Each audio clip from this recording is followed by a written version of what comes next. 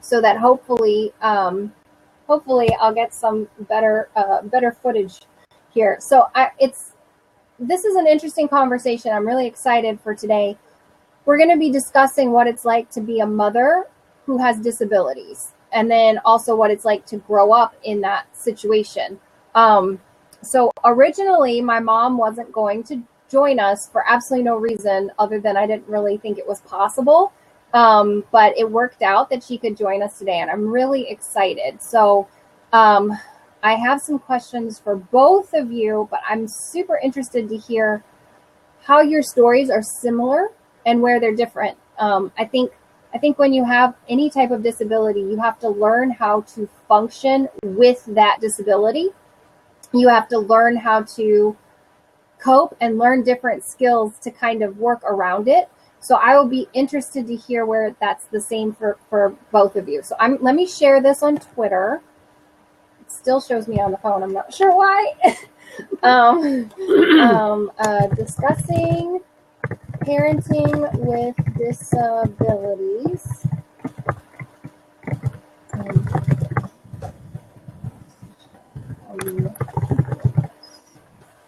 Okay, and then I'm going to send that out. Hopefully it doesn't show me on the phone. No one wants to see that. Okay, so here's what I'd like to start with. Susan, I want to start with you, and I was hoping you could kind of just tell, the part of your story where you started noticing a difference, what your disability is, why, how it happened, what happened, that kind of thing. Okay. My disability is severe hearing loss. And I was born with normal hearing, had normal hearing all through my growing up years. When I had my 3 babies, I was in my 20s and had normal hearing then. So I really didn't start losing my hearing till I was probably, I'm thinking I was like around 38 years old. So my kids were still young. But it was kind of gradual. First it was gradual, and then probably, I think it was like when I was around 42, 43, that all of a sudden, over a period of 3 weeks, it went from some hearing loss in one ear where I had just a little small hearing aid to, in 3 weeks' time, I lost it. It went from slight hearing loss to severe hearing loss in 3 weeks. And I had a really great job with a prestigious orthodontist just outside of Portland. And I was one of his 2 receptionists at the front door. And that's when I noticed it. It was a fairly new job. And I just noticed that I was getting appointment dates and times mixed up. And my office manager approached me. She said, there's something wrong. All of a sudden, this is happening. And I told her, I said, yeah, I don't know. I don't feel like I'm hearing things right. And so I went and had my hearing checked. And it had dropped quite a bit. And it kept dropping. So I was put on steroids for a week, and I took a pill a day for a week, and it opened it up again. It lasted another week, and then it dropped again. And the second time I tried the steroids, it didn't work. And do they have, like, was there an explanation for why or how this happened? Well, what they told me is I went up to OHSU and saw the best of the best, of hearing doctors up there. And he did one final test, and he said, if this doesn't open it up and bring back your hearing, we're going to know a lot more. And so it was a test that took like 4 hours, and it did not work. And so he said, this is the problem. He said, it's neurological. It has to do with nerve endings. This is your nerve endings are just shriveling up for some reason. We don't know why. And it's something inoperable. You can't do anything to fix it. Nerves are so delicate. It's so tiny. Well, at the same time, I developed Meniere's on top of that. And that's a vertigo. It's an attack that you get where the water kind of collects in your inner ear. So that was happening at the same time. And every time you have a vertigo attack, it makes your hearing worse. So I have since then stabilized in my hearing loss. It hasn't gotten any worse. It is severe. But with hearing aids, I've got the high power. They go in the ear and around and behind the ear. So it's okay in a quiet room. I do pretty good. When I'm in a noisy environment, which I love to be in a noisy environment, because I'm more outgoing, it's really difficult and can be exhausting to hear. So that's interesting. My dad has similar things, not what you have for the reason you have. He was in the military. He was in the engine room in the ships. So my dad lost a ton of hearing before I was born when he was in the Navy. And then he also gets vertigo. So anyways, I totally know what he doesn't have Meniere's. They don't have an explanation for his, but I'm familiar with Meniere's because he was hoping that's what it was, and then it wasn't. So, but okay. So let me ask this: when this happened with you, what was the biggest adjustment? Like, what was the thing that kind of helped you learn how to deal with it? And then how did you have to adjust your approach from a mothering perspective? Was it more exhausting dealing with 3 loud people in the house? Like, how did that go for you?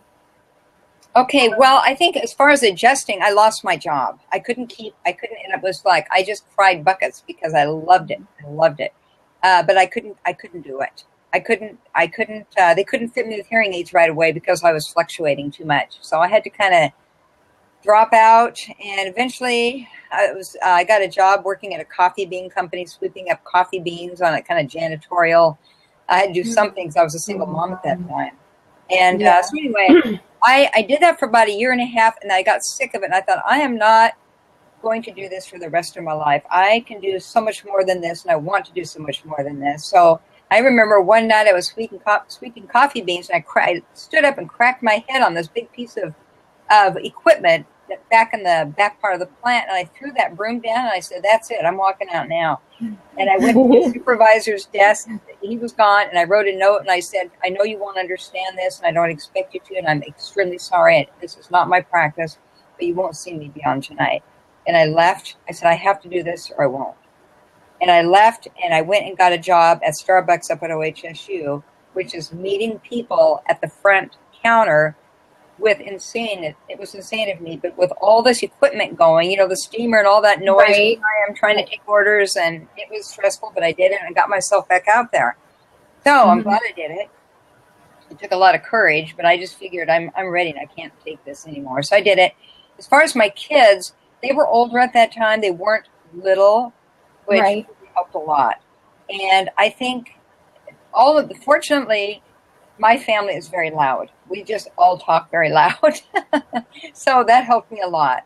And my kids are patient.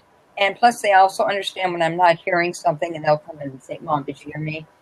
So that part of the adjustment was not bad at all. If the kids had been really little, that would have been more difficult, but they were a little bit older. They were like, early teens, late, 10, 12, 14, somewhere in there.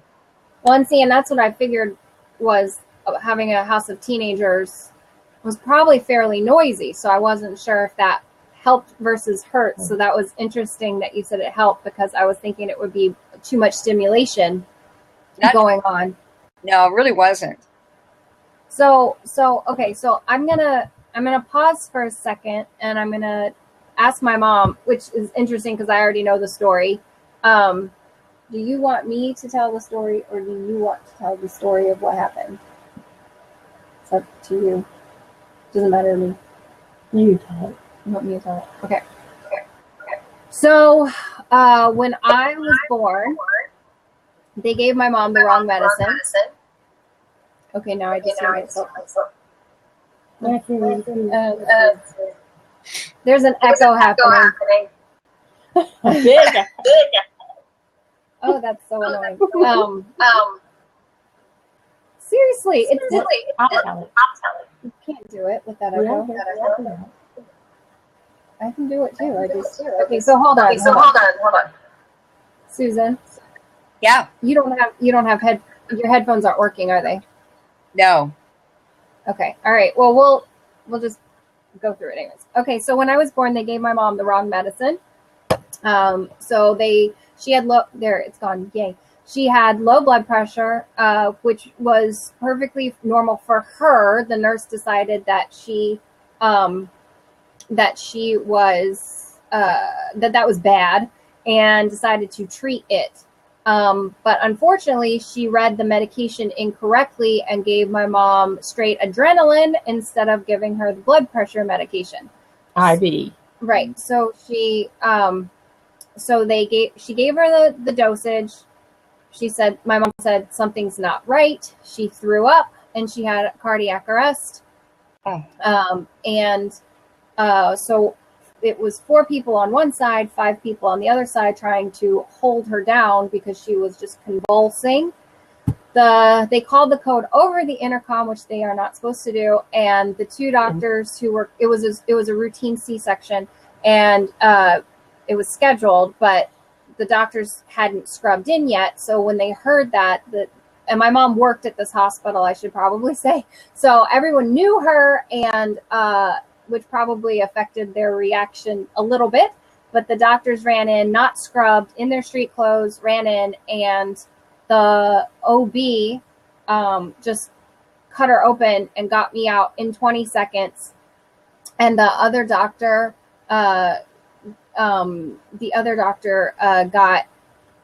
just kept working on my mom, even though she wasn't breathing and had no heartbeat. He just kept doing CPR and kept trying for 20 minutes. Yeah, they shocked and they alternated shocking and CPR to resuscitate, and she was clinically dead for 22 minutes while all of this happened. So no oxygen to your brain for 22 minutes is not good. We don't recommend it. So then when the doctor basically would not give up. Like, they were friends and he just wouldn't give up. So then she was in a coma for 13 hours. And when she woke up, she was basically like an Alzheimer's patient. She just kept asking, did I have a baby? Is the baby okay? Because she couldn't remember asking the question at all. So, and her vision was severely impaired. She can see like this, but then everything else wiggles around that one spot. That's hard to explain too. I've never adequately explained how weird my vision is. And now after 30 some years, I'm all adjusted to it. But the term for that is simultaneous nausea. If you ever have a hankering to get more information. You're going to have to talk louder. Oh, can you hear me? Mm-hmm. Okay. What it was simultaneous nausea, which it just means that the brain can't interpret 2 things at a time, really. And so you can imagine that went all the way through, like with activity and sight, and it affected all of the senses dramatically. So she can do, to this day, she can do one thing at a time. Well, I can do one thing at a time well. Yeah. Which, when I was first hurt, it took everything. I think that equaled no things. Yeah, it kind of did, because if you think about that explanation, you realize how limiting it is, because we don't hardly ever do just one thing at a time, especially with a newborn.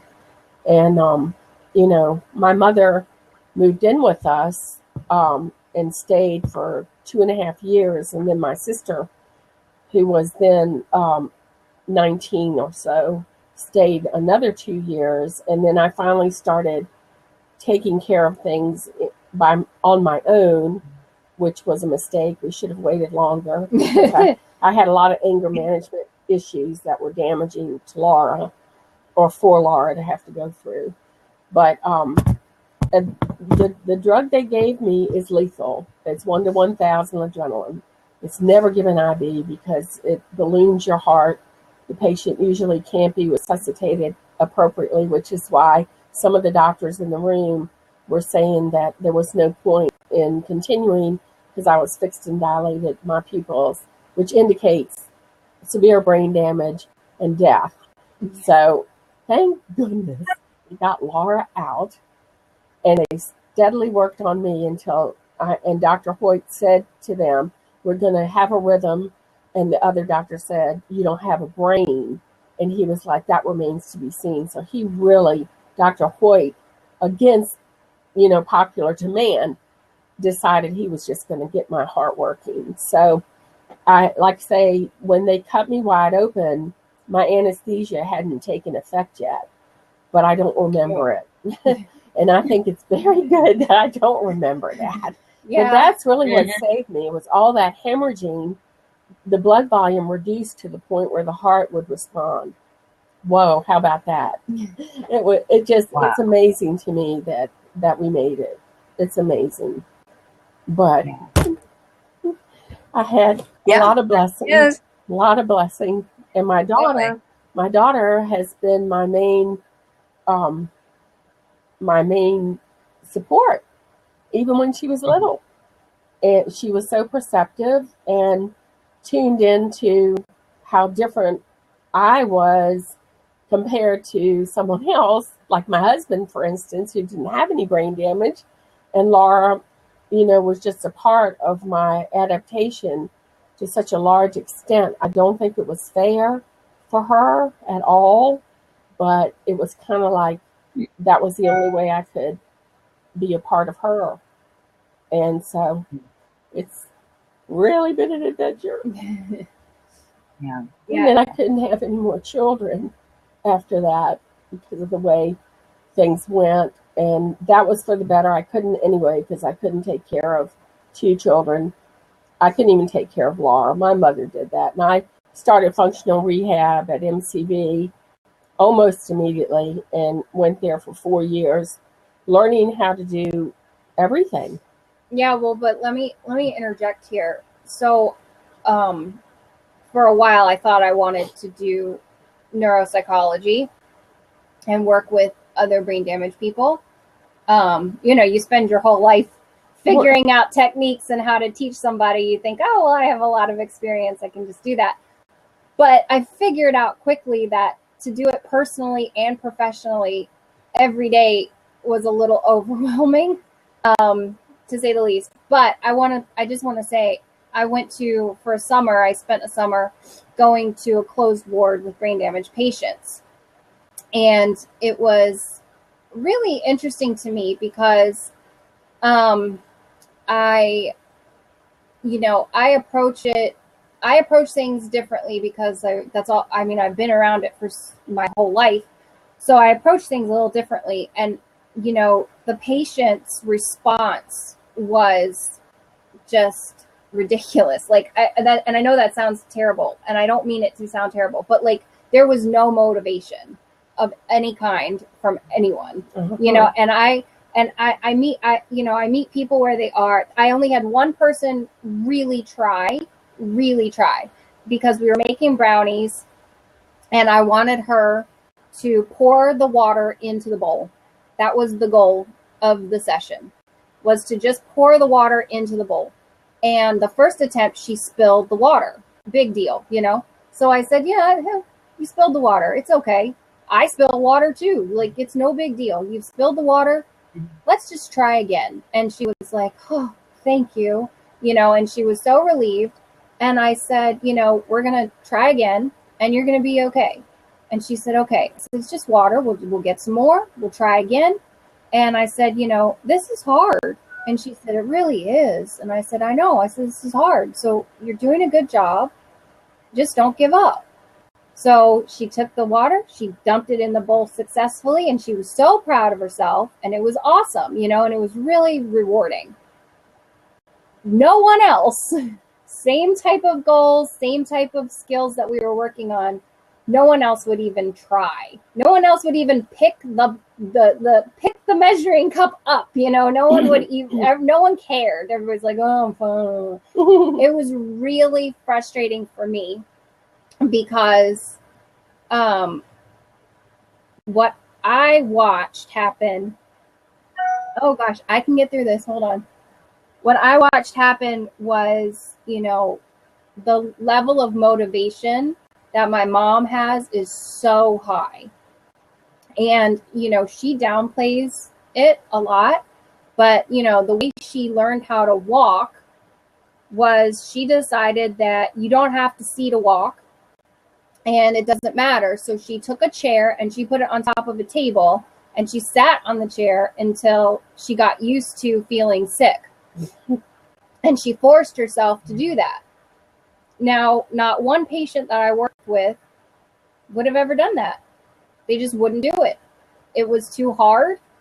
And they, you know, not only would they just wouldn't have even tried it. It wouldn't have even been an attempt. But then my mom was so stubborn and determined. She was like, no, I'm going to do this anyways. So she got up on the chair and she sat there. How long did you sit there?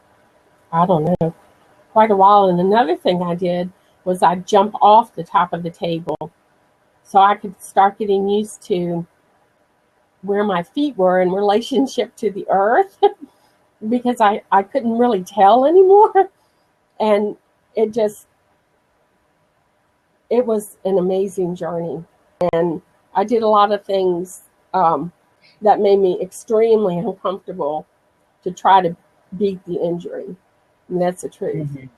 But so that, you know, that's something that I learned was you can't force somebody to pick themselves up. You know what I mean? Like, you could have stayed in that coffee bean place forever. You could have just stayed there sweeping up coffee beans and resigned yourself to that and not taken a different route.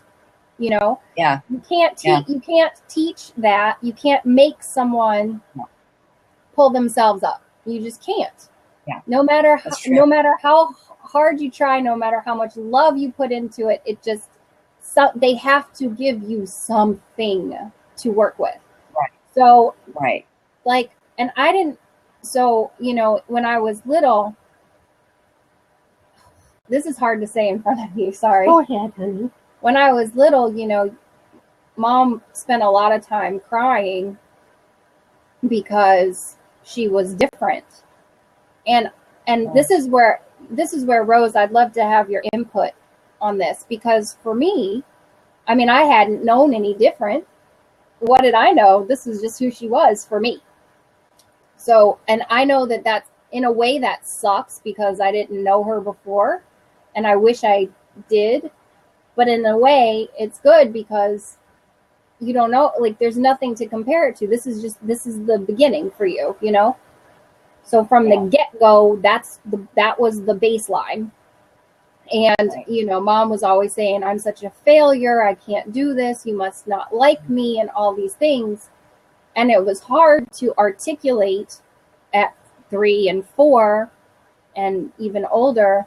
How do you explain, when you don't have the language you need, that what you're getting to witness is perseverance and just the sheer will to overcome, and never, ever, ever, ever making an excuse, and never giving up.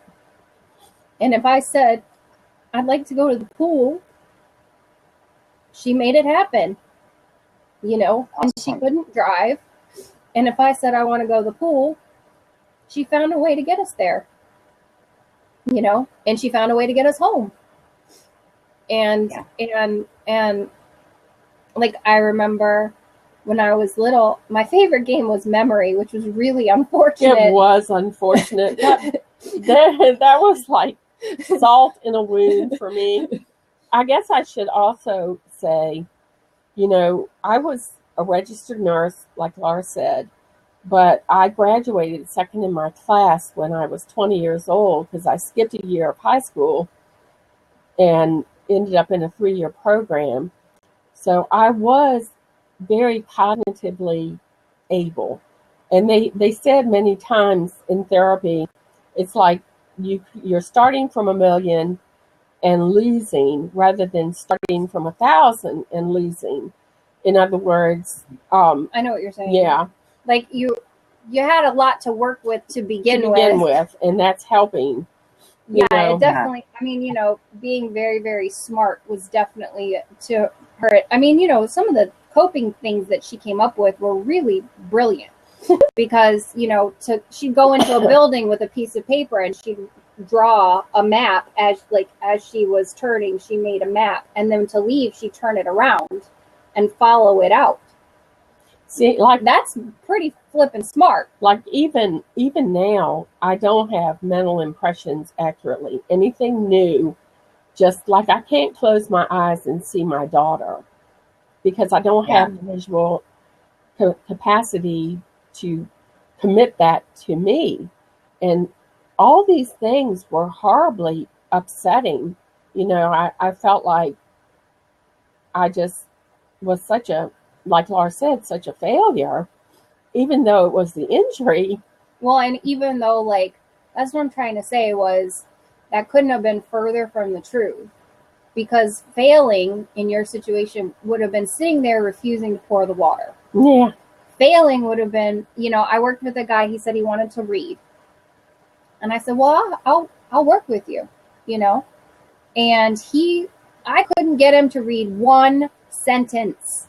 We couldn't even make it through one blasted sentence because he wouldn't try, and I'm not that demanding.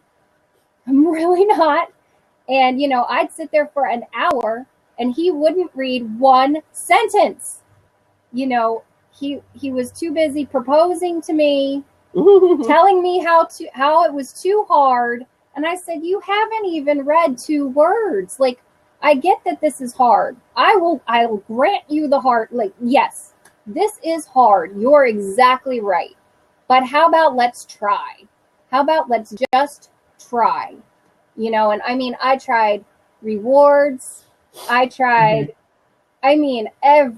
every little tiny strategy I had, but he just wouldn't flipping do it.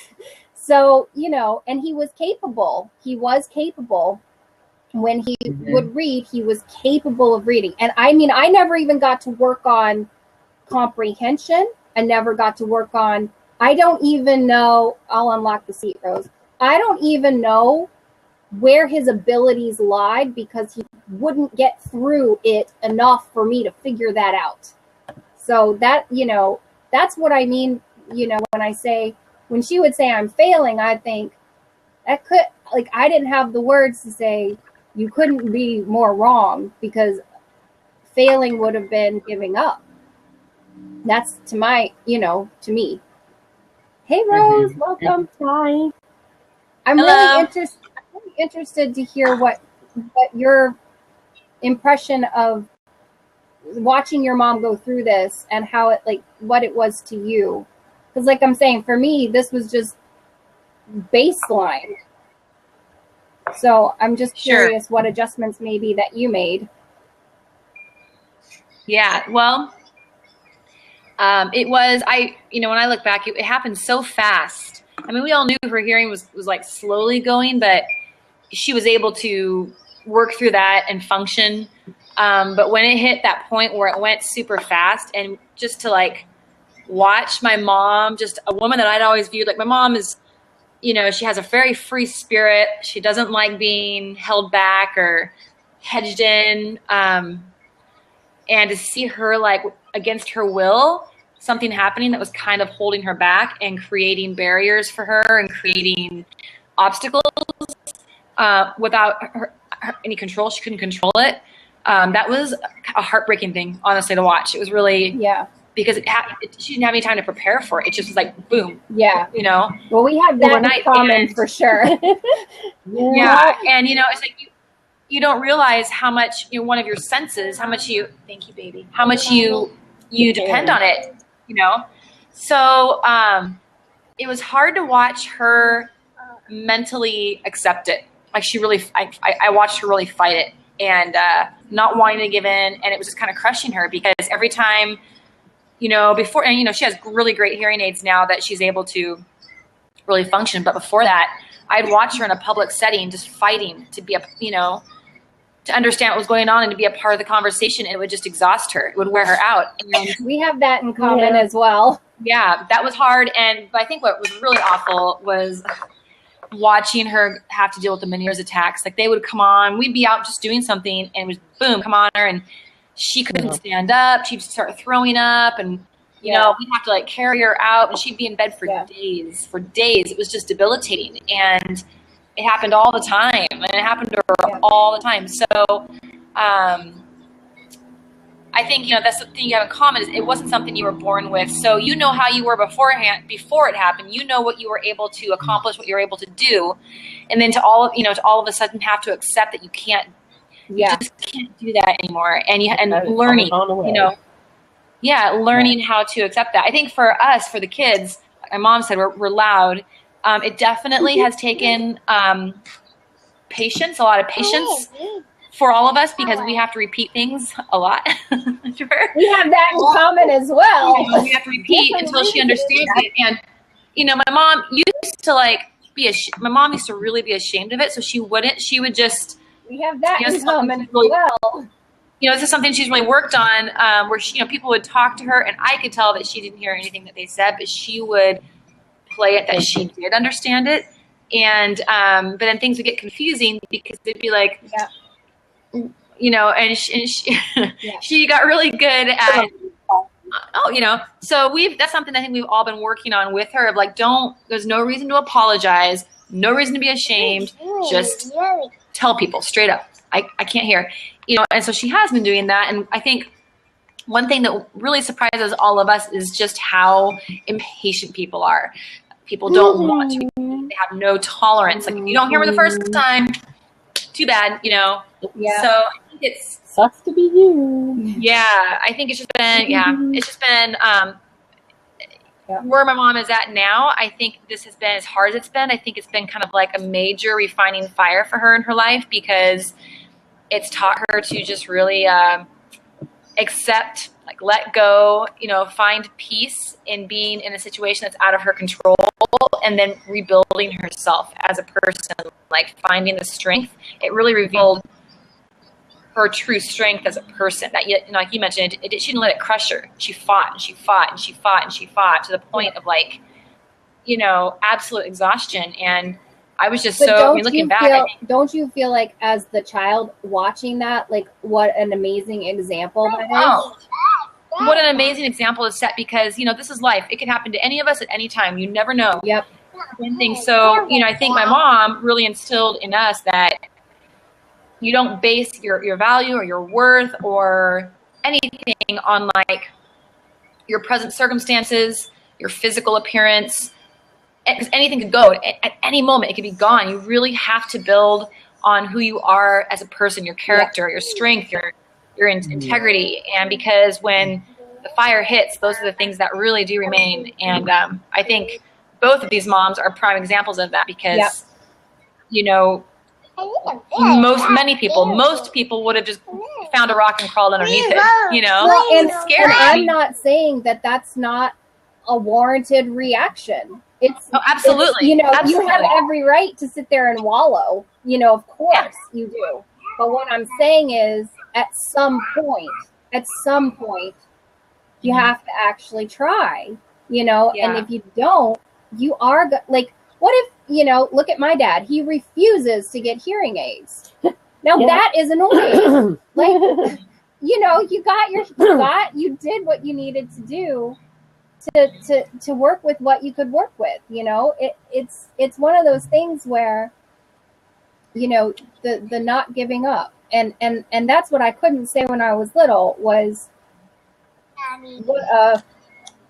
what a privilege.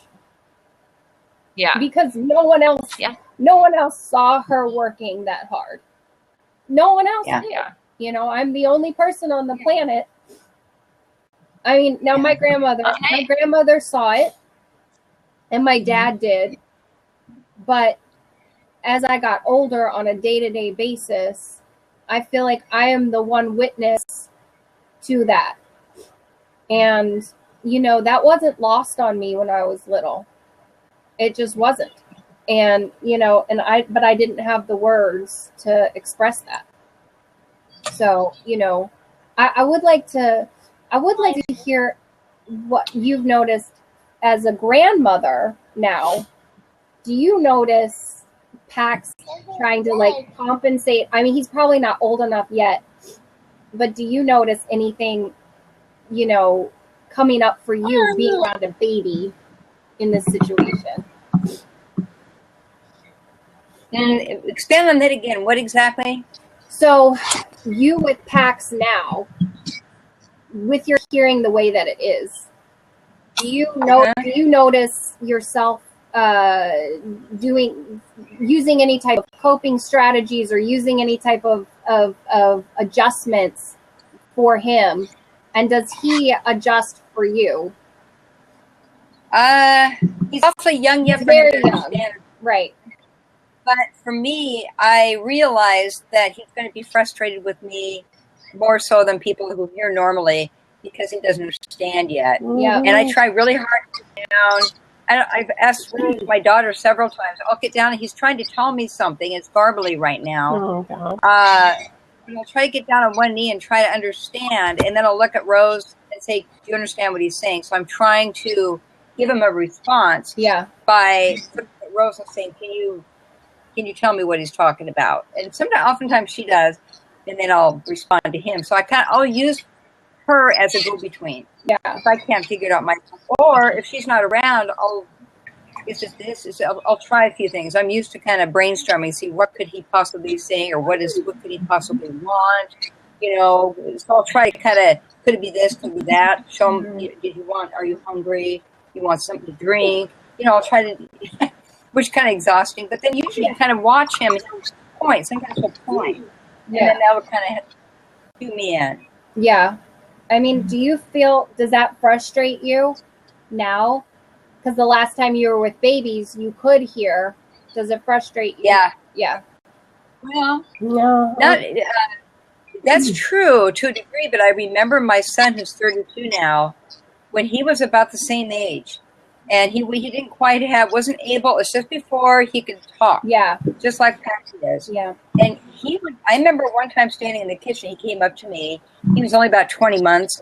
And he came up to me and he had something to tell me. And this is with normal hearing. And I got down on my knee and I looked and I said, Brian, what are you trying to say? And he tried it again and I couldn't. Yeah. I'm going, I don't understand. And he just burst into tears crying. He was so frustrated. Yeah. Because I couldn't get it. Yeah. So that's when my hearing was pretty much normal. Right. So there's already a language barrier with a small child anyways. Yeah. And I think that's something too, an attitude as well as and now this took a long time for Mom to reach, but when I was 12, I remember this was the first time Mom said, you know what? Other people forget stuff too. I'm not the only one that forgets things. Other people have no disability and they forget just as badly or, almost as badly as I do. And she's like, and none of them are embarrassed or ashamed of it. They just go, oh, I forgot. Yeah. And we were at my school. Do you remember this at all? You don't remember. I was 12 and we were at my school and it was orientation for my 6th grade year. Oh, so I must have been 11, actually. I must have been 11. So it was, we were at the school and I said, and we got to the room and we needed some paper, something, for the school. And Mom goes, oh, I forgot it.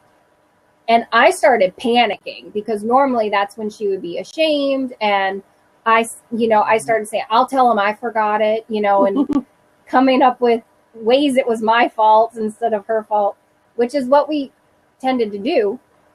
And she said, you know what? I'm just going to say I forgot it because other people forget things.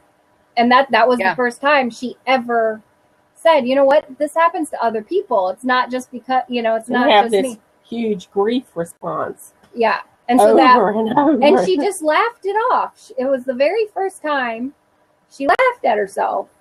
And I was like, oh, well, that's much. That was the first time I think I thought, we're going to be okay. Yeah. And I was 11.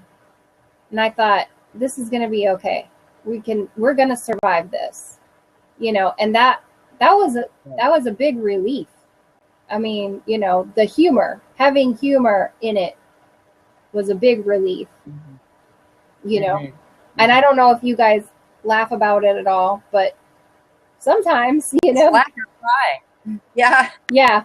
I laugh about it because sometimes we have to. I'm sorry, Mom, but sometimes somebody will say something and you will respond, and it has nothing to do with what they We said. have that in common too. Yeah, I do that too for different reasons.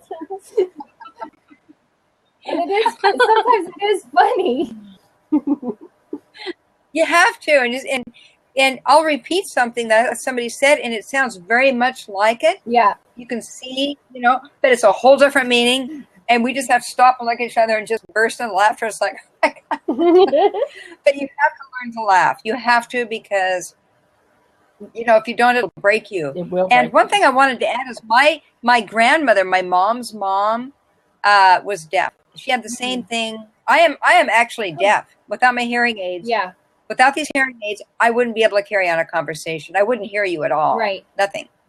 I mean, I can hear my dog bark or something, a loud knock or something, but that's about it.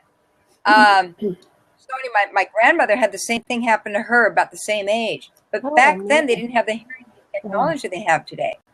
So she pretty much lived in a world of silence. Yeah. And I remember going to visit her, and she would stay home all the time. That was her domain, was staying home. Yeah. And she did develop a good sense of humor, though. She was a lot of fun to hang around. But I just felt like, I battled that. I thought, I do not want to live in a world of isolation. I will fight to the death. No way. I'm not going to. I just won't do it.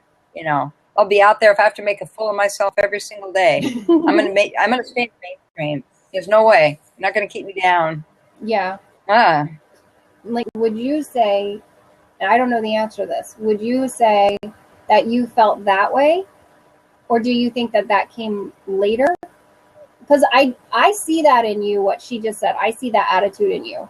But did you think of it in that way? I'm not sure. I'm not sure. And then I must have, because I was always beating the injury. And the goal was to beat the injury and not have limitations that I had.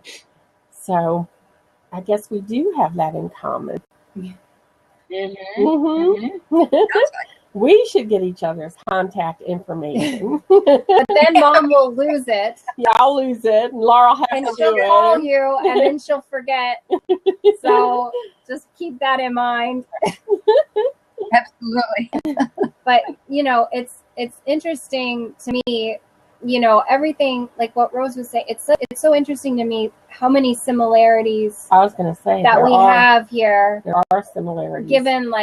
Given such different circumstances and different experiences. But And I don't mean to interrupt you, but I remember you finally come to a point where you make a choice.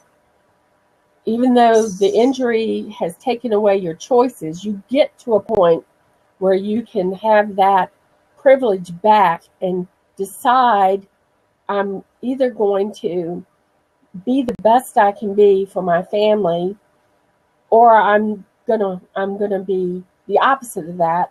And when I go to heaven, hopefully I go to heaven, I want to be able for them to look at me and say, you tried every avenue for the people you love.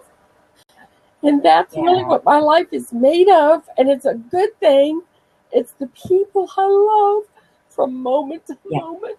Because like this morning or yesterday, I'm not sure about, but I remember some key things. So I can be in conversations again, and I can meet new people and develop friendships. Even though it's scattering, it's not like it was in the beginning where I would see someone and not know them at all, even though I'd had a relationship with them for months. So, I mean, from that point of view, you have to be thankful. I have the sweetest, most motivated, honorable daughter that is on the face of the earth. And that's a miracle. And that miracle comes from God and comes from her. And they couldn't take that away. And I have such fulfillment because of her. It's the truth. And the baby. So, yes. Yeah, we do have it in common. We really do. And I mean, I would say, I think sometimes now, you know, I'm guilty of feeling frustrated at times because, with my daughter, there are, like, for myself, it didn't frustrate me. When I was little and we were going through this, I didn't really feel frustrated a lot. You were such a team player. But I mean, Yeah. it was what it was, and we just took it as it came and we just did it. But I am guilty that at times I feel frustrated now because, obviously this is not going away ever, and it's, kind of in ways now getting worse.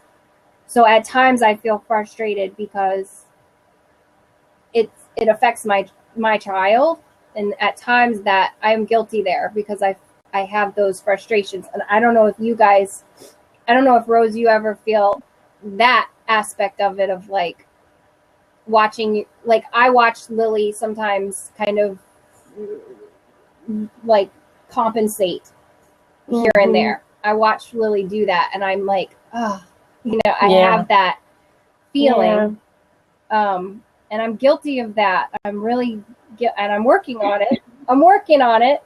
I don't know if you guys feel that frustration at all now that you're a mom, Rose. I don't know how you feel, if you have that happening with you at all, or I'm just a unicorn. I haven't experienced it yet. I mean, who knows? But so far, my mom's had to overcompensate in some of her other senses too. So my mom's very visual. I mean, when she's with Pax, she has an eye on. She's keeps an eye on him at all times. I think that's the one thing, if anything, I was going to be concerned about was if she didn't hear something going on. But she does compensate for that. So I've had no. Mom's very tactile. She just sticks her hand right on her and just goes. Yeah, I do. I did that with Loris here when she was crawling, because if she crawled, I couldn't find her, and so I just put my hand on there and ran around while she crawled and while she walked. And yeah, you find a way to. I'd be curious to hear both of you just advice that you would have for maybe a new mom that has a new disability. Just some basic, like. Yeah, I'd love to hear that too. Mm-hmm. Basic advice. Susan, go first. Oh, okay. I think, it's a lot. If it's a new disability, it's a lot to deal with, and you need support. You need to reach out and find some support. If it's a disability that you've had and you become a mother, you take it in stride and you work with it. But if it's a new one, it hits you out of the blue. That's a different story. That knocks you on your hind side for a while. I would say the number one thing is you need to first know that you can do it and it's going to be okay. But you need to reach out and get support, get help. Don't give up. You need people. You need those who are on your team to help you, to assist you until you find your balance. I think it's really important. Yeah, I agree with that. Yeah. And you have to balance all the pain with the reality of, I have this little new life right here, and I can love this person.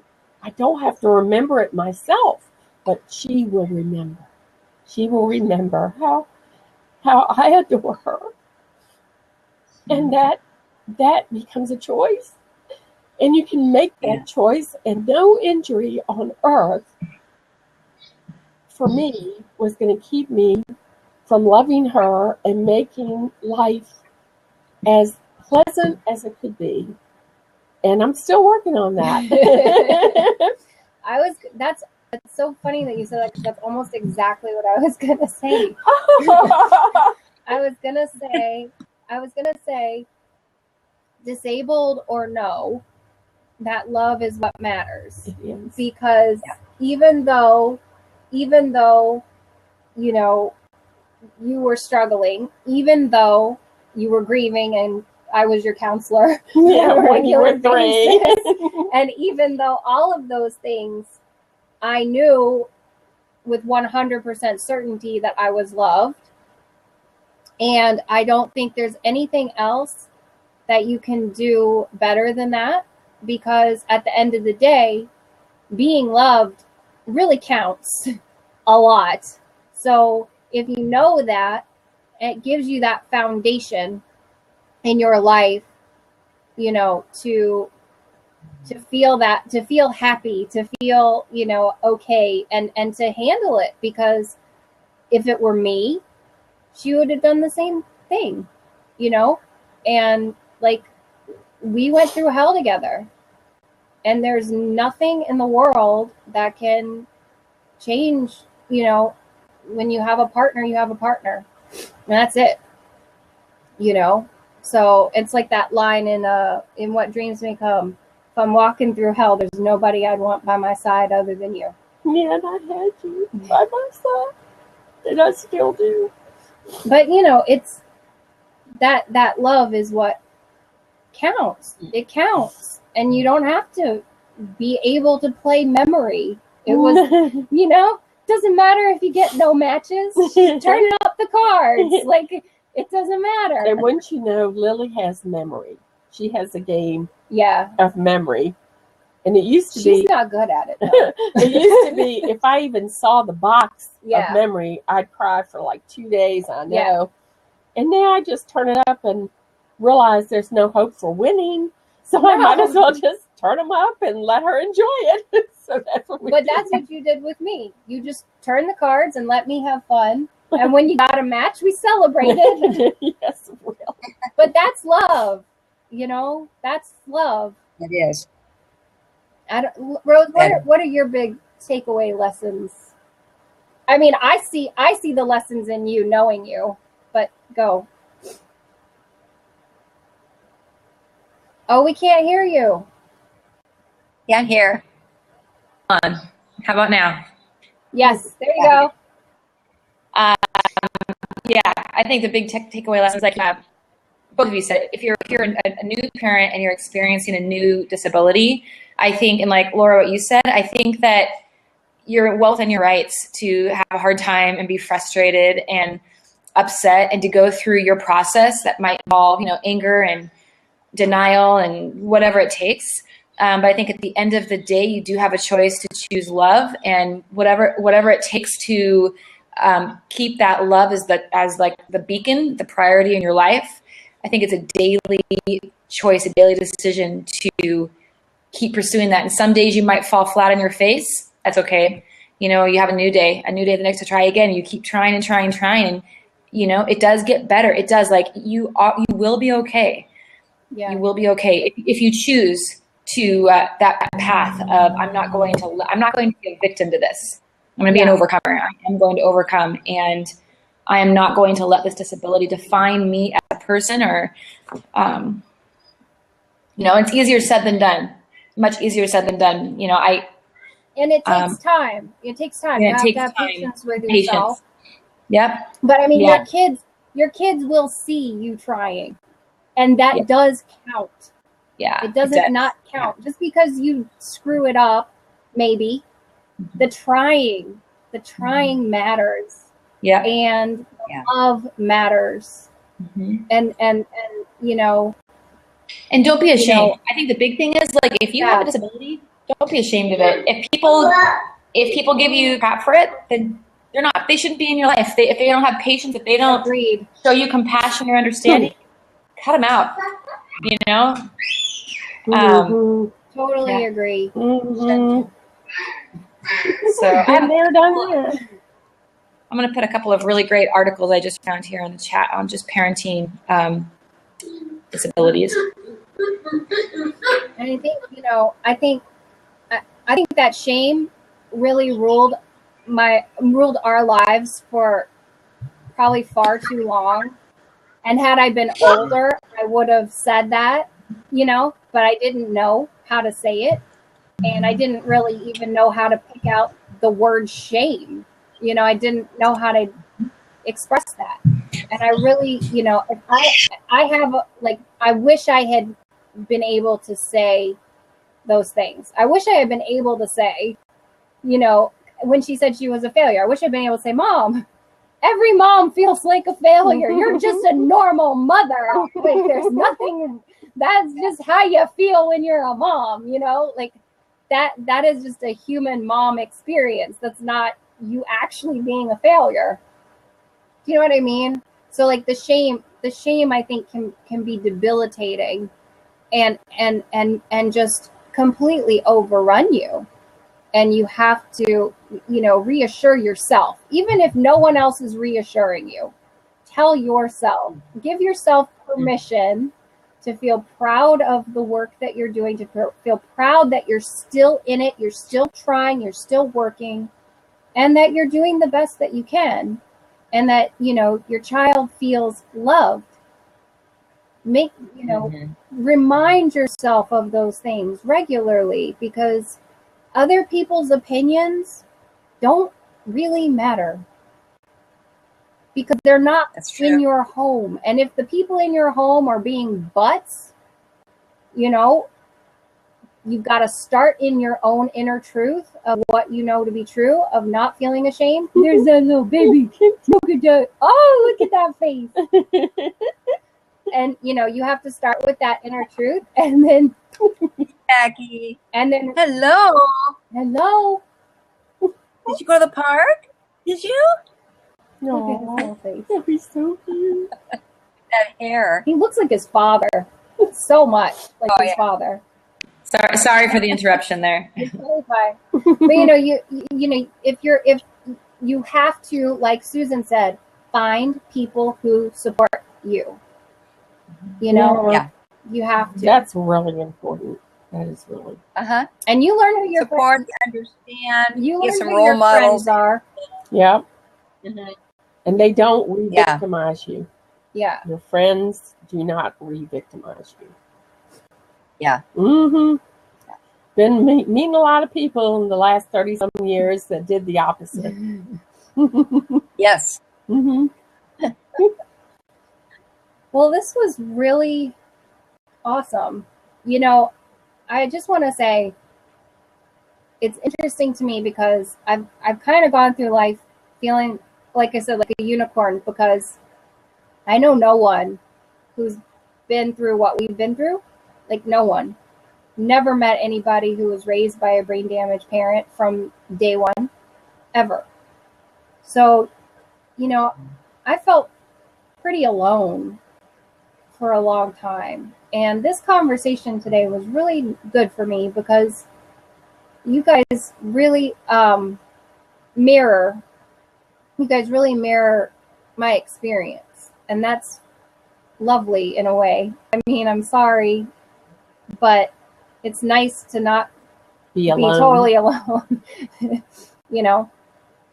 And the lessons that I think the lessons that Rose learned are the same that I learned, and which is probably why we're such good friends. But it's nice. It's just nice to have this conversation. I've never had this conversation with anybody before, so it's nice to know that we're not alone. There are many people, a lot of people like in similar situations. Yeah. So thank you for sharing this and your experience and your honesty. It was really nice to meet you. Nice to meet you too. Susan and Rose. Yes. But nice to meet you as well. Thank you for sharing. Thank you. Yeah, I just really appreciate you guys' honesty and opening up about, how hard it is and how hard it was.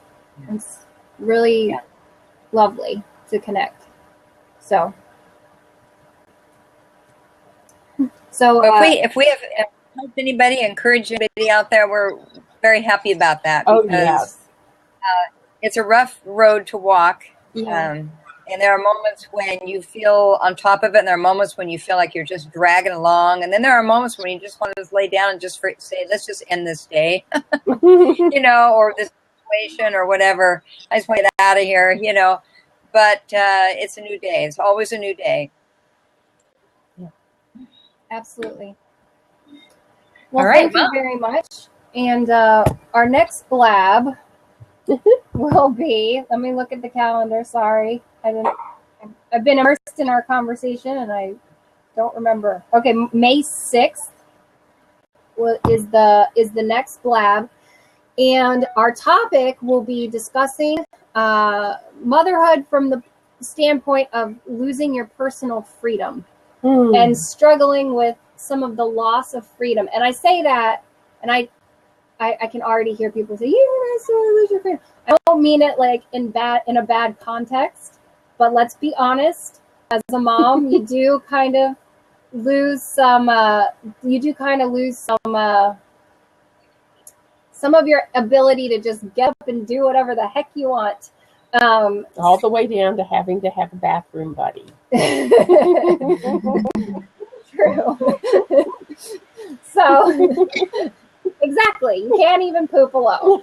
So, so we'll be discussing that and just coping strategies with that, which I certainly don't have all the answers, and we'll look forward to getting input from everyone on that topic. And that'll be May 6th. Same time, same bat channel, May 6th. Looking forward to it. Thank you, ladies. All right, bye. Have a good day, everyone. You too. Bye-bye.